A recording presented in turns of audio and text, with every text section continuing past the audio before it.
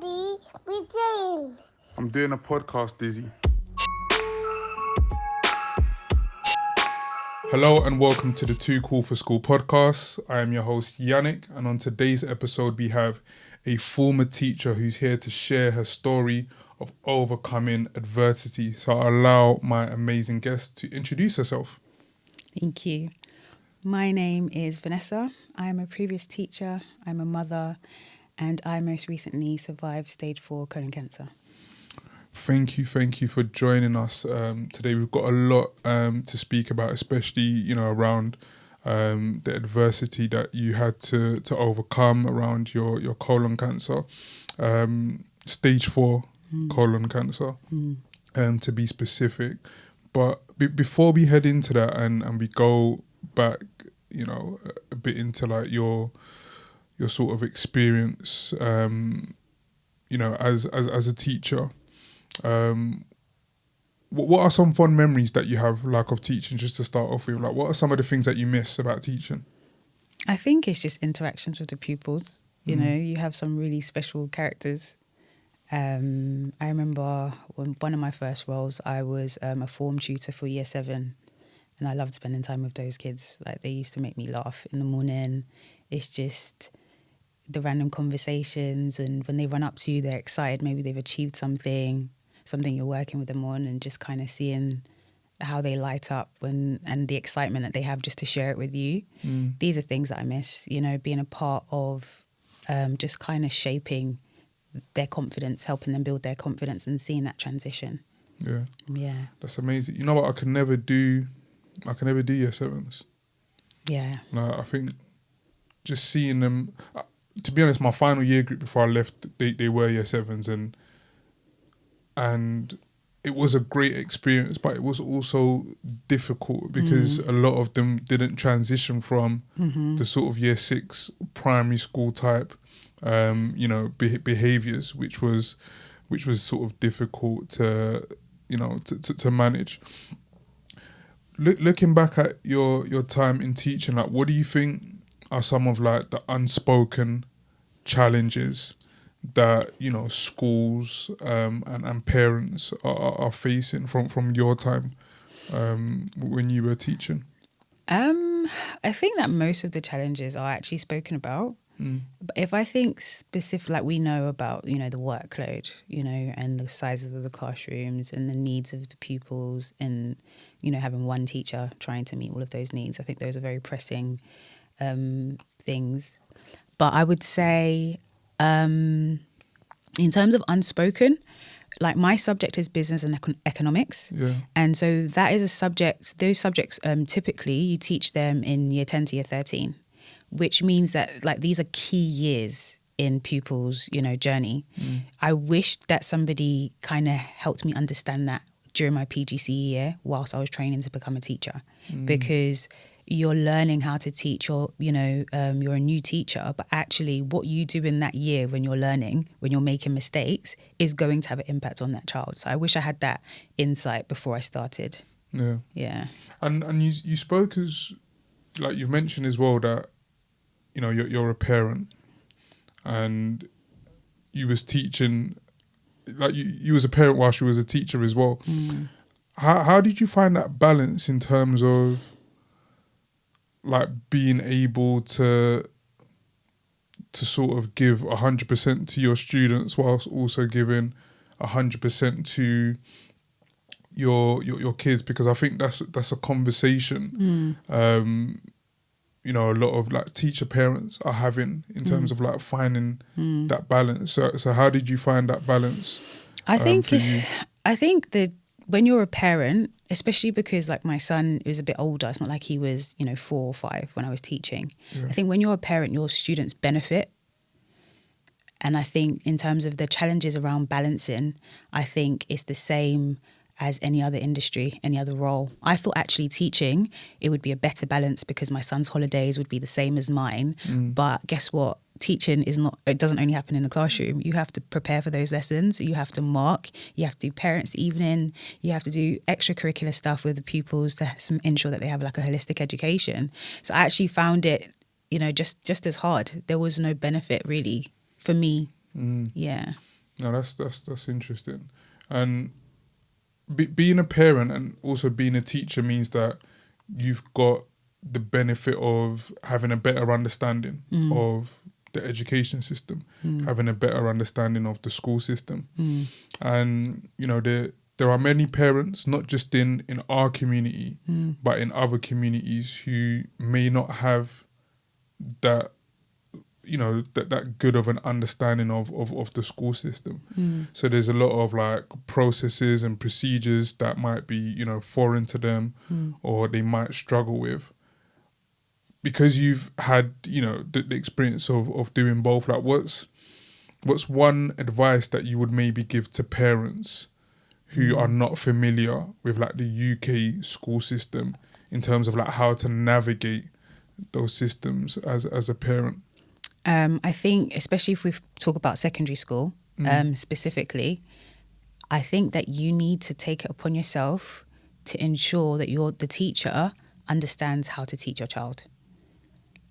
What happens a lot in school is a lot of sharing. So if there are particular pupils in a certain class, teachers like support each other and say, oh, this pupil works well if you do this, or if you sit here with them, or if you sit them at the front, right? Make sure that you are the person that is giving that information to the teachers. If your child has a particular style of learning, give the teachers that information. Make it easy for them to teach your child. And then also make sure that they know who your child is so that your child is not getting lost in a sea of classroom with, you know, multiple pupils. Some children are louder, some children demand attention, you know, so make sure that your teacher knows that teacher knows that they can't get away with kind of like letting your child just go under the radar, that their needs are being fully met. Yeah, that's what I would say. Yeah, no, that's very interesting. And I think that's, from my experience, I think that's definitely easier in primary school to do in secondary school, because in secondary school you've just got the one, in primary school you've just got the one teacher. You let them know like your child's needs, it's the one teacher, and it creates like a sense of, you know, consistency. But in secondary school, when you've got so many different teachers, it's a bit more difficult. Like, yes, you may have like your head of years and pastorals, but they're not with you, you know, on a consistent basis. And even if you put out things like pupil profiles and whatever else, there's no guarantee that every teacher's going to read it. There's no guarantee that the teachers that do read it are even going to be intentional with putting, you know, that support in. And you mentioned earlier, you know, teachers are stressed and they're stretched as well in terms of the work and the marking and the parents' evening. And if your child is 1 of 30 and there's about 5-10 other kids that have needs, and you need to have to adjust and put things in place for them, that already is an additional toll on top of the work that, you know, you have to do in terms of delivering, you know, a lesson as well. So I can definitely see. Well, that's the reason why I said particularly in secondary school, because it is easier in primary school. In primary school, you have a lot of contact with your child's teacher. Also, typically in primary school, you're dropping them off and picking them up. In secondary school, typically they're going to school alone and they're coming home alone. So, but that is the reason why it's required more. So I wouldn't suggest that you call every single teacher that your child has, but you will know what the subjects are that your child is struggling with, whether it's the subject that they're struggling with or whether it's the teacher that their child is struggling with. You will know, and you will observe things. It could be detentions, it could be them, your child complaining about a particular teacher, it could be them not understanding the homework. Like you'll know which subjects that you have to speak to those teachers. And I think it's your job as a parent to ensure that you get through to, like, my son's school teachers, they know my name, they know my first name, and they know that they can contact me if there's ever an issue. Like they know that I want to make their lives easy, you know? So yes, it is challenging for teachers, but that's the role that they signed up for. And the teachers that I know are very passionate about like what they do, and they want their pupils to get good grades. It reflects better on them. So actually you're helping the teacher do their job. Like you said, they're getting so many documents and stuff, they're probably not reading all of them in detail. Guess what? You don't need to read my child's document. If he doesn't have one, but if he was to have one, guess what? You don't need to read it. I'm just going to tell you. So it can assist, and then also like you can establish a relationship, so it doesn't feel like you're adding. You know, it's more of a conversation. It's more of a checking in. That's what I would say. Because the more I know, when I was a teacher, the more I know about the child, the better I can, meet that child's needs. Yeah. The better relationship I have at home with whoever's at home with that child, the more engaged a child is likely to be in that lesson, because they know that I'm going to go and call your mum, or I'm going to call your dad, or we're going to talk about it. They're more likely to do the right thing. So it's beneficial for all parties. Yeah. And you know what, you made an interesting point as well. Like in primary schools, like the teachers will come out like at the end of the day, they're speaking to parents, they're letting parents know, oh, your son's day went like this and whatever else. But in secondary school, the kids like 3:15, 3:30, whatever the time may be, like as soon as the bell goes, like they're going outside, and you don't really see teachers out and about having, those conversations with the parents, and it's solely left to like parents' evenings. And parents' evenings, like, depending on the year group as well, you might not even see the subject teacher until like the next year. Like if the school starts in September, year 9, year 10 parents' evening could be in March. Yeah. So when are you really having that contact time, to meet with the teachers? And often what I've found that's been very difficult is you often get like the good students, they're going under the radar because the ones who have like the behavioural issues and whatever else, they're the ones getting the most contact times with like the head of year, the pastoral or whatever, because they're having, like all of these issues that, school need to support with. But the ones that are seen as like the good students, like they're not having, as much contact. So it's definitely difficult, having that balance. And I wanted to know as well, like what led you away from teaching? What led you away from the profession? The workload. Yeah. The workload and the pay was just, the maths was not mathing. Yeah. It wasn't because I was working 6 to 7 days a week, every week, regardless of whether it was a holiday or not. Like, you can ask my friends, unless it was your birthday, you probably weren't going to see me. That's crazy. Because when I did have downtime, I was tired. And then, like, I'm trying to look good too. So I'm squeezing in my hair appointments, my nail appointments. I have a child, So when I was thinking about how much I'm working, how good I am, how skilled I am as a professional, not just as a teacher, understanding what I contribute to my environment, looking at my salary at the end of the month, and there's not one thing that I have that I really want, and I'm working this hard, that didn't make sense to me. And I just kind of felt like, this is not a long-term solution for me. No, I think the workload is something that, teachers across the country, are sort of complaining about. I went to the National Education Union Conference. This was last month, and even then, the workload, it's overwhelming. Like, not just in London, but wherever you go across the country, and it's impacting the well-being, of teachers, and it's not making the role glamorous. And I'm not saying that teaching is this glamorous thing, but people are going to be looking at the teachers that are currently teaching and asking themselves, like, why do I want to work 6-7 days a week to be on this salary?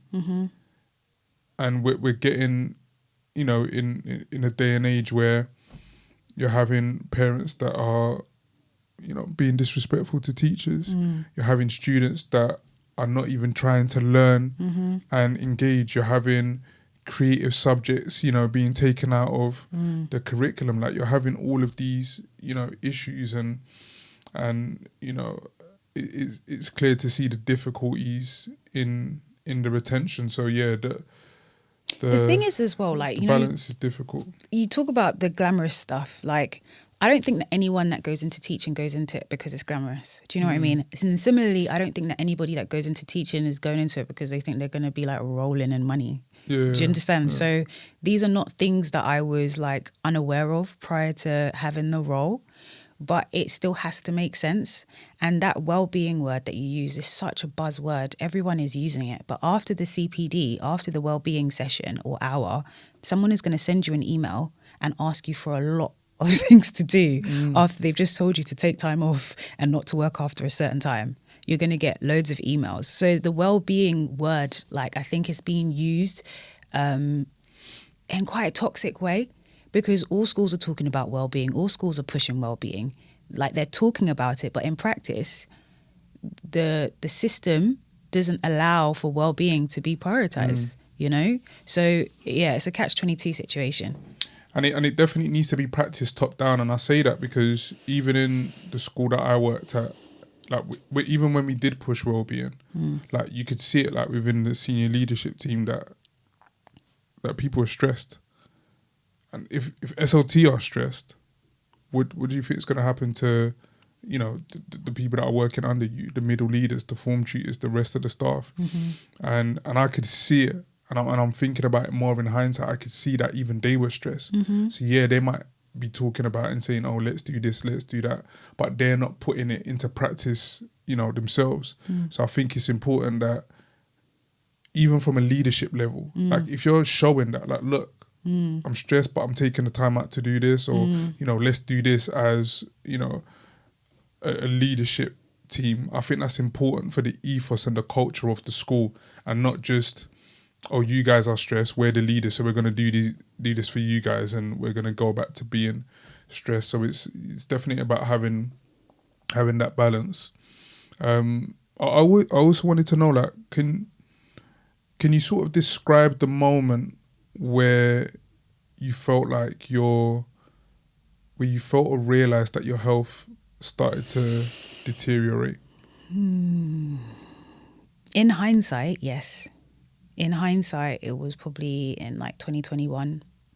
Were you teaching then? I was teaching, yeah. Yeah. And that's when I started, they were calling it burnout. That's what my doctors kept on calling it. When I would go online and read up about it, you hear about teachers experiencing burnout quite a lot. So I thought that's what I was experiencing. And I thought it was a case that I hadn't, you know, managed my workload properly and I was taking on too much. And, you know, because the thing is, when you're a teacher, part of the reason why it's so stressful is because, you know, if something doesn't get done, a pupil is affected. A life is impacted. And so when you are very passionate about what you do, that is not something that you want on your hands, you know? So I thought it was burnout. Everyone was telling me that I cared too much, that I need to like know when to switch off. So that was 2021. And, you know, I think that's when I started calling in sick. Because like, if you know me, you know I don't call in sick. And I think that's when like I made my first phone call in sick for like years. Wow. And then it just became more frequent, but I was just really struggling, like fatigue. I was really, really struggling with fatigue. But obviously at the time, like every teacher is tired. Yeah. So there's nothing unique about you being tired. If you say to somebody, "Oh, I'm really, really tired. I've got low iron levels. Okay, I've got anemia." The doctors will prescribe you some iron tablets, and that's it. So it was only in August 2023 when I started having stomach pains. That's when like questions started being raised. But even then, it was nothing serious, right? It was just, oh, maybe it's gastritis. And then, yeah, the investigations progressed further until they found it. Well, and when you was having all of these initial sort of symptoms, what was your mindset? And what I mean by that was, like, was you worried initially from the offset, or did it take time, or was it sort of like, oh, do you know what, let me wait and see how long, you know, like this persists for, and maybe I'll investigate further. And I asked this because, like you said, a lot of the things that you were going through, a lot of the symptoms are things that people may experience in, you know, their normal everyday life, or a bit of fatigue, a bit of low iron, or you might have a stomach, you know, thing. I know people get mouth ulcers when they're stressed and whatever else. Like, when do you know, actually, do you know what, this might be something bigger than what it is like? That's a good question. I think one of the things that people don't realize is there's a difference between fatigue and chronic fatigue. And I didn't realize it either. So I was experiencing chronic fatigue, but they were calling it fatigue, so I was calling it fatigue. What's the difference? Fatigue is just like, you know, like low on energy. You're fatigued, you're a bit tired, you're not as sharp, not as with it. Yeah. Maybe it's a bit of a struggle to do things because your energy levels are so low. Chronic fatigue is, imagine, you know, a puppet. Yeah. You know, you control like their arms and their legs. Yeah. That's actually what you're doing every day. So like it's taking every single ounce of your energy to walk. You're walking though. It doesn't look like you're struggling to walk, but it's taking so much of your energy to walk. It's taking all of your energy to get up. It's taking all of your energy to walk upstairs. It's taken extreme levels of concentration to be able to like read a simple email. Like, you're operating on survival mode and you're aware of it. So, you know, a lot of times we talk about operating on survival mode. A lot of people are not aware that they're operating on survival mode because it's like you're on autopilot. You're just trying to survive. But when you have chronic fatigue, you are aware that you are extremely tired, you know, whereas that's why I use the puppet, because imagine I felt like I was literally like picking my leg up to like move it. Like, that's the only way I can describe how low in energy levels you feel. Yeah. No, thank you for sharing that. And do you feel what you went through had any correlation or direct impact with you being sort of overwhelmed by work? 100%. And I can't blame work. I have to take responsibility for my life. But being that occupied, having your mind that occupied, it creates a detachment from self, right? I was that far removed from my own body because I was so stressed, because I was thinking about everything else. I wasn't checking in. I wasn't having mindful moments. So absolutely, it took up, like, teaching took up the entirety of my brain. Well, because also as well, like, and at that time in particular, we were low on staff. I was head of my department. I was doing like 3 people's jobs. So one person's job is enough as a teacher. I was doing like 3 people's jobs. I was training teachers at the same time. And I'm also teaching pupils at very key years of their academic journey, you know? So there's the pressure there that my lessons can't drop. These pupils still need to pass. This pupil deserves a distinction. They still need to get distinction. Yeah, it was a lot. You raise a good point that I just want to touch on very quickly before we continue the discussion, especially around your health. For educators and teachers that have ambitions to, you know, progress in their roles, and not just educators and teachers, but professionals, you know, irrespective of their fields. You know, we often do this thing where it's like, oh, additional responsibility. Yeah. Additional responsibility. Yeah. Did you feel that you couldn't say no? Because doing the work of 3 people, that's not what you signed up for. That's not what was in your contract. It was doing the work of 1 person. And then, you know, things happen, you know, within school and whatever else. Did you not feel you could say no? Not really, no. And because it's a situation where it has to get done. And if you're head of your department, it's your responsibility that it gets done. So somebody else can do it, but if they don't do it properly, you have to retrain that member of staff and it still needs to be done. So, you know, SLT would try and chip in here and there where they could, but they're not subject specialists. So they didn't really know, like they were limited on what they could really do to help. So like the school tried to support, and they even tried to say to me, you know, do you want to maybe, because they could see that I was struggling. Like the first week when the kids went back to school, I didn't go back to school because that's how I was literally on my sofa for like a week, you know, and for a member of staff to not be in the first week of school because they're sick, you know that they're out bad. So they saw how I declined in like the first term, and they said like, are you sure that you don't want to just be a teacher? And in my head I was thinking, I will just leave. I don't get paid enough to just be a teacher. Yeah. Like, you know, so I'm only going to stay if I have the additional responsibility and if I can do X, Y, and Z. So it's a catch-22 situation. And the thing is as well, even if they had told me, even if I took a step down and I wasn't the head of department, I would have still been doing head of department duties because there was no one else there to do it. Prior to me being promoted, I was already doing the role. Yeah. So who was going to do it? So you want to demote me? No one's going to be there to do it. I'm going to do it and I'm not going to get paid for it. Yeah. I'll rather That's just crazy. leave. Yeah. Yeah. So can you tell us a bit about how it was in terms of like that first conversation with the doctors when you were informed about the cancer, from what you recall? So I went in for colonoscopy and it was supposed to be routine. So they were trying to I had done a fit test and they had found blood in my stool and they were trying to figure out like there was some type of internal bleeding. So they needed to figure out what was going on.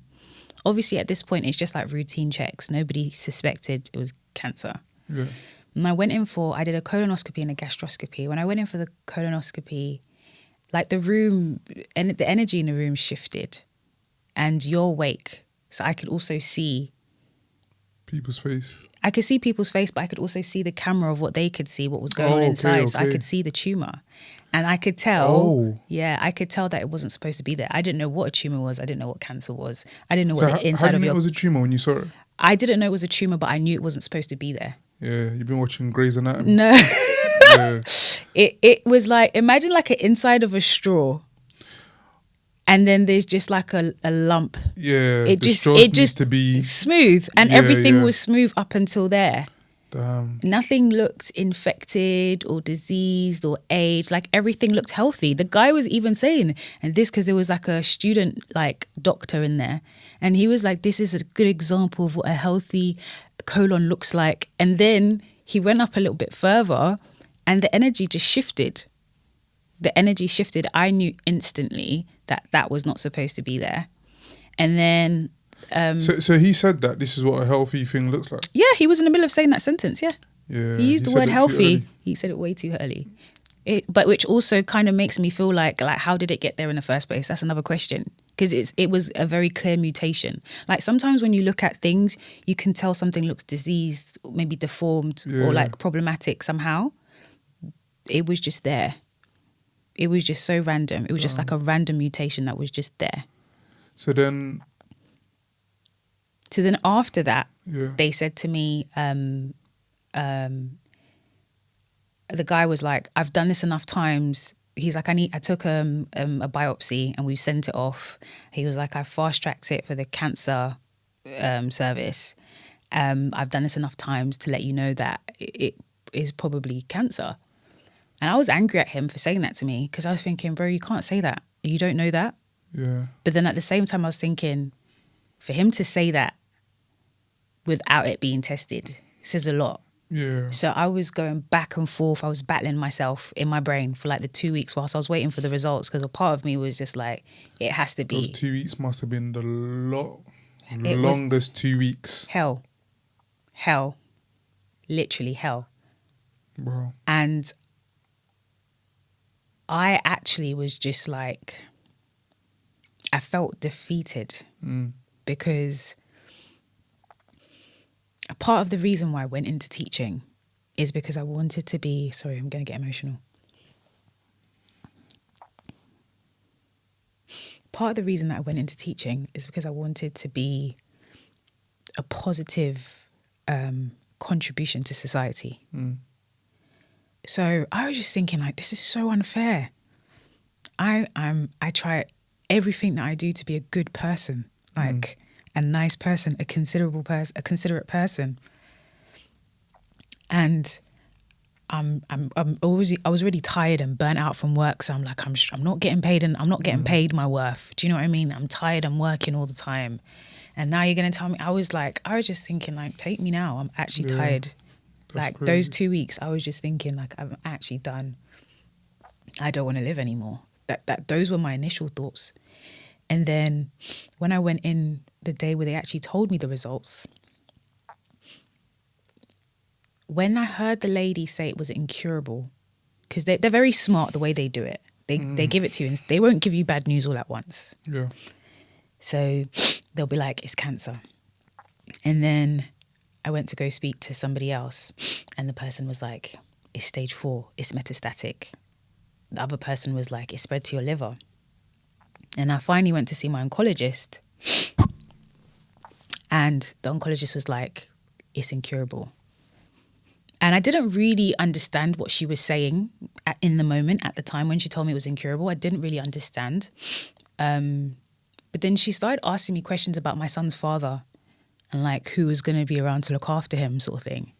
That is wild. Wild. That's when I was like, yeah, no. That's when my energy shifted. That's when my mood switched.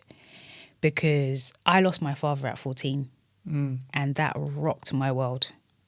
And I saw the impact it's had on my whole family, my brother, my brothers. And I just thought, that's not going to be my child. So I was just like, so basically it was in my colon, it had spread to my liver and it was in multiple parts of my liver. So they couldn't operate it. If they can't operate on it, if they can't remove it, 9 times out of 10, they'll tell you it's incurable. Yeah. Because they don't really know how to get rid of it in any other way. So typically they like to surgically remove it if they can. So because they didn't think that they could surgically remove it, that's why they said it's inoperable, it's incurable. So I was like, okay, what are the other options? Because that's just one outcome. Yeah. Right? You're telling me that it's incurable, but so what are you telling me? And she was like, well, you know, we're going to put you on the most aggressive form of chemo because we don't know how long the cancer's been there. We don't know if it's slow growing. We don't know if it's aggressive.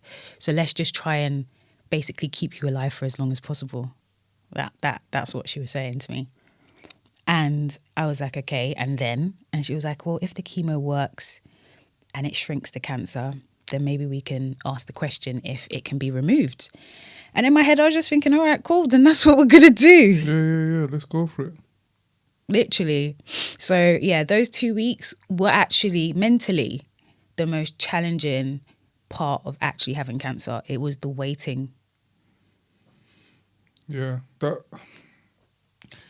sounds so difficult and stressful to have to, you know, to go through. And I know often when people go through these sort of things, they, you know, turn to online and it's the Googles, it's the Reddits, YouTube, TikTok and whatever else. Where did you turn to so you can get like, you know, sound advice in terms of like what you're going through, what you can be doing in the meantime while you're waiting and whatever else, and not sort of digging yourself into, you know, a sort of ditch? Because I know me, like I could just be at home chilling and it's like, can I smell smoke? Let me Google what happens if you can smoke. Oh damn, I'm dying. You know, like, so, yeah, that's the worst thing you can do. Like, my process is different from a lot of people. I've seen people online that have shared every step of their journey with cancer. People that have joined the groups and the therapy sessions with all other cancer patients, and they're all sitting there, and like that was not my process at all. So for me, I created like a wall around my mind and my heart, and it was like, I'm not going to allow fear to creep in. So because of that, I couldn't hear other people's stories. I couldn't find out. I didn't want to hear about your story. I didn't want to talk to any other cancer patients. I wasn't strong enough to hear that and not be affected by it, if that makes sense. Yeah. And a lot of the times, I mean, one time I ended up accidentally in a conversation with a lady whilst I was in chemo, and we ended up having the same type of cancer, the exact same thing. Started off in her colon, spread to her liver. They can't cure it. And I could tell she had accepted that she was going to pass away. Wow. How she was talking to me and the things that she was saying. And I never spoke to another cancer patient again, like whilst I actively had cancer, because that conversation was very destructive for me, you know. And although, like, bless her, she was just, you know, speaking her truth. She was also older, you know, and everybody's journey is different. But for me, it was, I didn't go on Google. I didn't research what's going to happen. What are the symptoms, what are the side effects of chemotherapy? Because I do believe in the power of your mind. And if you tell yourself, okay, a side effect is X, then X is likely to happen, because that's how powerful your mind is. And there's so much scientific research that supports that. And so because I'm big into like that type of personal development, transformative education, because I was already kind of aware of that, I was kind of shielding myself from that. And so when I did research, it was foods that are good to build your immune system, because chemotherapy weakens your immune system, right? Foods that are good for your colon, because I had colon cancer, you know. So my research was very, very specific onto what was going to help me. Yeah. And so like even now I share a lot of what I've learned, because I spent so much time like reading and studying different like holistic things that have helped people. So I was just trying to add everything that works. Western medicine, Eastern medicine, like give it all to me. Like that was my focus, but not researching like the bad things about cancer and all people's horror stories. And no. No, thank you for sharing that. And you see with your cancer, like you went straight, but it was already at stage 4. Mm-hmm. How many stages are there? Just out of curiosity, you might not know. I'm not an expert, but I think there are 4. It's the worst stage. Like when they tell you stage 4, yeah, people start looking at you like you're dying. Basically, it's a terminal illness. To have stage 4 cancer is them telling you that you're going to die. So then, if you was already at stage 4, is stage 4 based on the duration that it's been there, or is stage 4 based on I think the like the intensiveness of? I think it's how far it's spread. So once it's stage 4, it's in other organs. Damn. Yeah. So stage 4 so is. You can get to stage 4 quick if it just spreads quick. I guess so. Yeah. Yeah. I guess so. Yeah. If it's very aggressive, it's a very aggressive cancer. Yeah. I mean, I don't pretend to be an expert. But I know that stage 4 is when it's in other organs, and it's called metastatic at that point. Yeah. And how did you share this news with like friends, family, your son, and what did the support look like? How did I share it? I told my aunts over the phone, because they're not in London. I told my mum over the phone, not in London. I told my younger brothers and my son together at the same time, so that my son would have someone to kind of lean on. And I just told him, look, this is what they found, but I'm going to be fine. Like, it's okay, you know? Yeah. But just, how do you tell someone you've got cancer? Yeah. No, it's difficult, and you know, even like hearing your story, like it's reminding me of when I was head of year, and it could have been like my third was it my third year? It could have been my third year at the school, and my mum had cancer as well, and just found out she had cancer. And I didn't deal with it in the best way internally, because I find news like that very difficult to contain. So once I heard it, it was like I heard it and now I'm shut off. Because if I don't shut off and I start to, worry and, whatever else. And I remember a specific day, we're just in our living room, and my mum was saying to my little brother and sister, because I was just checking in with her, and she was like, "Oh, you know what? I can't see like properly. Like her eyesight was going." I literally just put my headphones in and just went onto, when you're just blocking things out, but it's like I'm having to deal with that, then still go to work and still have to be there for, all of these like students that need me and, whatever else. And I remember one day, actually no, it was my second year at the school, because I remember something that happened. But I remember one day in assembly, I just said to the year group, I said, "Guys, I'm not locked in." I said, "I'm not locked in.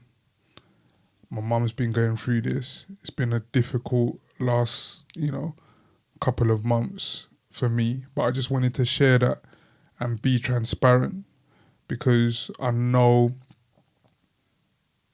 how like that impacts, on families, like the mental strain of sort of having that knowledge and going into school and, you can't work effectively. And I think, that's just to highlight that, like, the impact is wider than just you. It's, the brothers, the sisters, the aunts, mums, etc.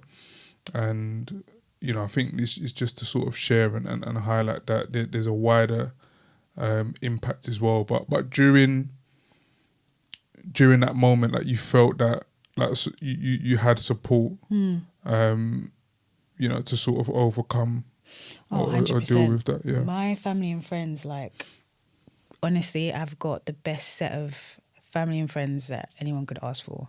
Like, genuinely. I was very selective with who I told. I'm not someone that likes sympathy. I'm not a victim. I'm never a victim. Yeah.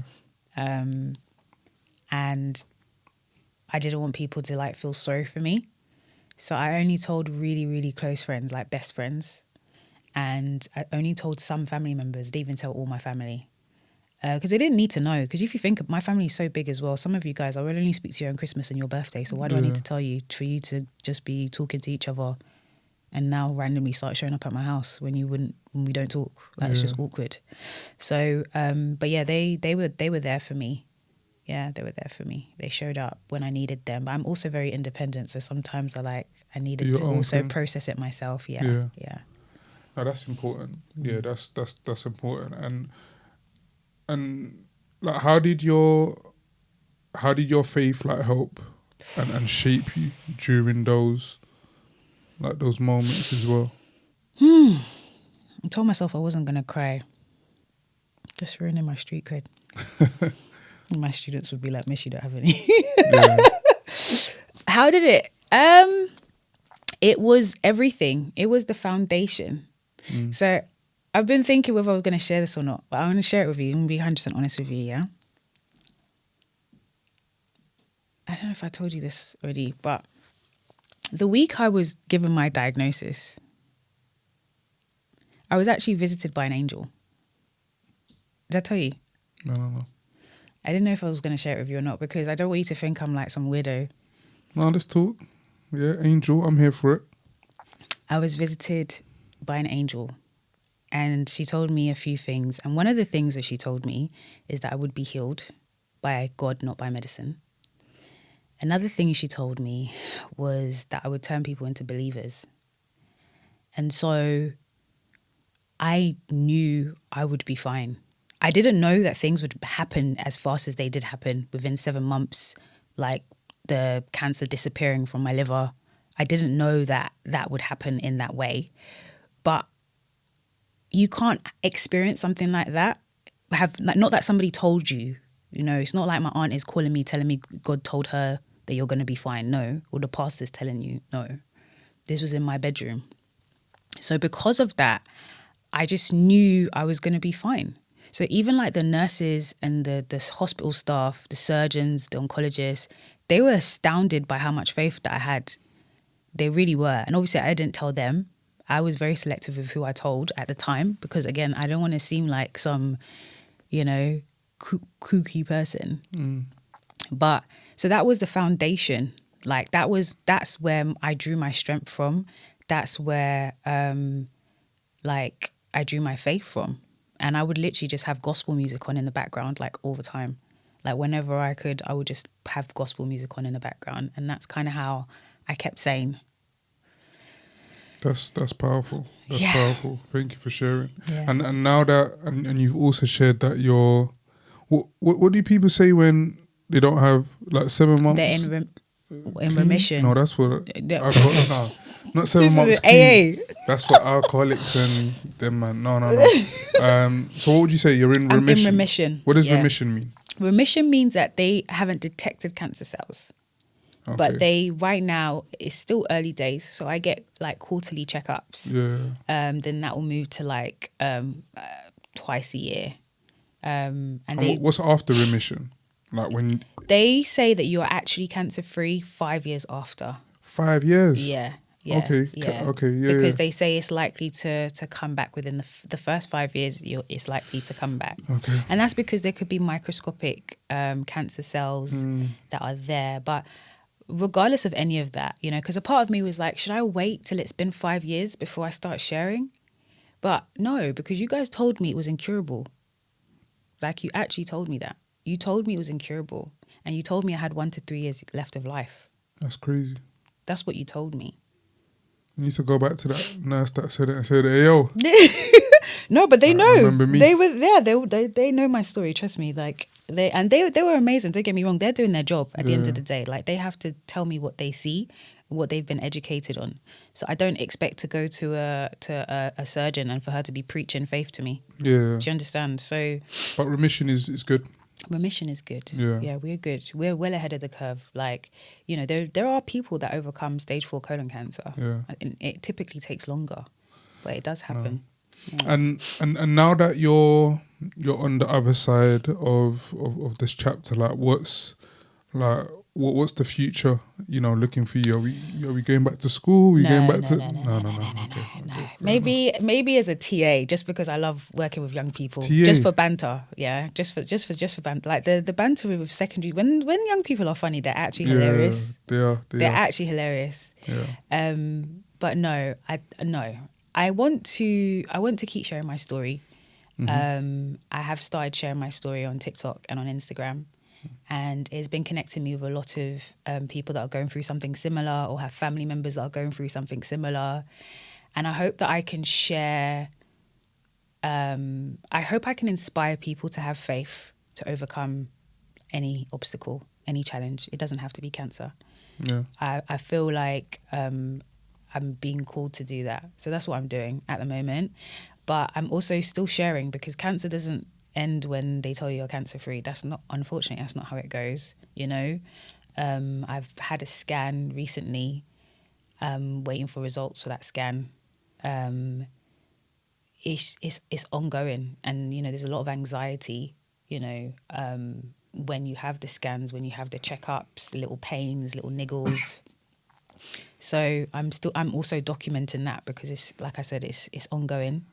And still practicing and sharing like how I cope mentally with it all. Yeah.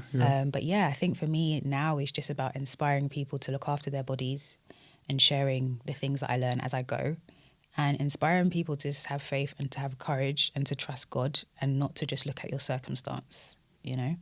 Yeah, that's important. I think, you know, we're in a day and age now where, you know, as much as people complain about, you know, technology and social media, like there's so much benefit to it as well if used correctly. And I think, you know, I've been, you know, grateful to see a lot of the amazing work that you've been doing on social media or on TikToks, and you know, the content that you're releasing to inspire, to educate, and you know, to build that community. And that's where, you know, that's what people learn from. You know, that's what people learn from, and it, you know, in essence, you haven't really left that teaching role. No, Because, no. it's still, Yeah. a part of you in terms of what you're doing. And I guess now, like, the topic is just like life and lived, experiences. Yeah. And you're still learning as you go as well, as we all are. And I think that's one of the key things with life and with growth, is that even though you've left school or whatever form of education, it's like, how are you still learning? And that's why, whether it's myself or the audience or the followers and the subscribers, that's why they engage with the content that I deliver so much, because it's offering opportunities to learn, Yeah. but to learn outside of the classroom, and to learn in a way that's easier to comprehend. So when I'm asking you questions about, what does the different stages mean, or what does like remission mean, I literally don't know, because I've not had cancer and I've not had to deal with that. But now I'm, even just through this conversation, I could go out and I've got a better understanding now, Yeah. just from this conversation. Yeah. And similarly, people that will listen will have a better understanding, Yeah. just through the conversation as well. So I think that's important as well. Yeah. And are there any sort of big plans other than the work that you're trying to do? Are there any sort of like bigger plans for the future for yourself? I've got a few things that I am working on. I think it's too early to speak on them. I think my main focus is my health. So I have found myself again, like maybe taking on a bit too much, and I'm having to remind myself, like, you're still recovering. Yeah, chill. Yeah. I have a habit of doing that. And, I take a lot of pride in my work. I don't know if it's a Nigerian thing. You can cut that bit out. I take Why? a lot. I take a lot. I'm not going to cut that out. Like, I'm a hardworking person and I pride myself on my work and how I work. So, but yeah, so right now it's just social media. So YouTube, TikTok and Instagram. If anything, if I'm going to be doing anything, I will share it on those platforms and I'll be there. I am Vanessa Price. That's it. Yeah. That's great. And I will share that with, the followers and the audience, so people can connect with you and just really follow you on your journey. But thanks again, Vanessa, for joining. Thank you for having me. On this episode. It's been insightful. It's been informative. It's been a blessing to have you on, and I do wish you the best on remission. You've got how many years to go? 4. 4 years to go, and maybe 4 years time, we'll get you back and we'll celebrate. Amen. You being cancer free. But thank you again for joining us. That has been the Too Cool for School podcast. If you enjoyed this episode, please follow us on our social media platforms and subscribe to our YouTube page.